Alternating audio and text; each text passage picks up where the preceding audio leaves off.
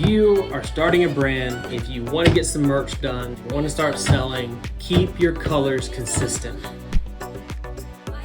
Hey, this is Josh at Advanced Merch. We're going to talk about color and how important it is for your brand to be consistent with your color. I'm gonna use Pepsi as an example. That was what was in the fridge. They use their same colors, red, white, and blue.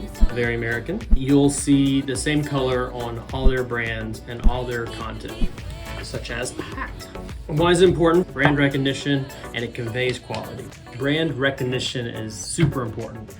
If you're down the grocery aisle and you're looking for a soda and you see something that's green, black, and yellow, and you want a Pepsi, you're not gonna recognize it. You wanna see the red be the red and the blue be the blue and the white be the white.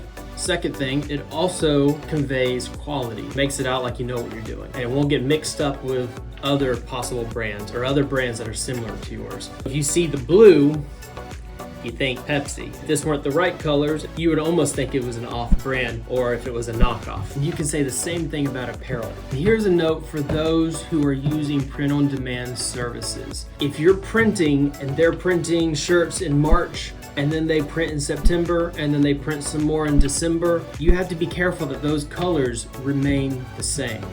But when you use a traditional printer, they're putting on the same red that they used the last time they printed. So keep that in mind if you're using print-on-demand services and make sure that your colors are right.